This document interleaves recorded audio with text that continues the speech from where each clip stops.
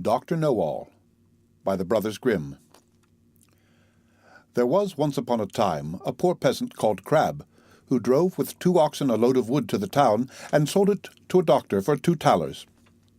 When the money was being counted out to him, it so happened that the doctor was sitting at table, and when the peasant saw how well he ate and drank, his heart desired what he saw, and would willingly have been a doctor too.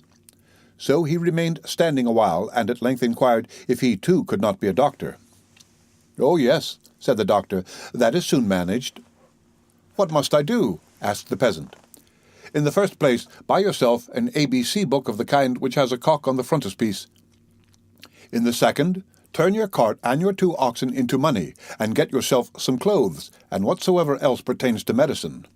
Thirdly, have a sign painted for yourself with the words, 'I am Dr. Knowall,' and have that nailed up above your house door." The peasant did everything that he had been told to do. When he had doctored people a while, but not long, a rich and great lord had some money stolen. Then he was told about Dr. Knowall, who lived in such and such a village, and must know what had become of the money.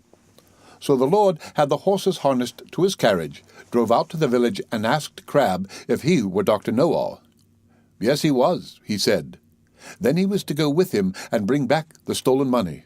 "Oh, yes, but Greta, my wife, must go too."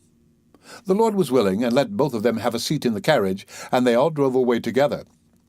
When they came to the nobleman's castle, the table was spread, and Crab was told to sit down and eat.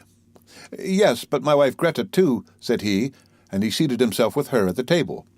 And when the first servant came with a dish of delicate fare, the peasant nudged his wife and said, "Greta, that was the first," meaning that was the servant who brought the first dish. The servant, however, thought he intended by that to say, "That is the first thief," and as he actually was so, he was terrified, and said to his comrade outside, "The doctor knows all. We shall fare ill. He said I was the first." The second did not want to go in at all, but was forced. So when he went in with the dish, the peasant nudged his wife and said, "Greta, that is the second." This servant was equally alarmed, and he got out as fast as he could. The third fared no better, for the peasant again said, "Greta, that is the third." The fourth had to carry in a dish that was covered, and the lord told the doctor that he was to show his skill and guess what was beneath the cover. Actually, there were crabs. The doctor looked at the dish and had no idea what to say, and cried, "Ah, poor crab!"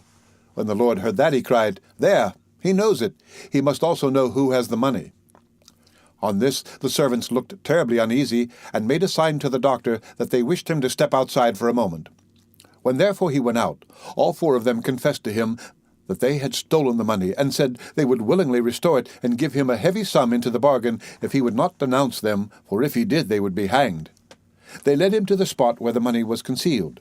With this the doctor was satisfied, and returned to the hall, sat down to the table, and said, "My lord, now will I search in my book where the gold is hidden." The 5th servant, however, crept into the stove to hear if the doctor knew still more. But the doctor sat still and opened his ABC book, turned the pages backwards and forwards, and looked for the cock. As he could not find it immediately, he said, "I know you are there, so you had better come out." Then the fellow in the stove thought that the doctor meant him, and full of terror sprang out crying, "That man knows everything." Then Dr. Knowall showed the lord where the money was, but did not say who had stolen it, and received from both sides much money in reward, and became a renowned man. The end of Dr. Knowall by the Brothers Grimm, read by Rick Kishner for Lit2Go on the web at fcit.usf.edu.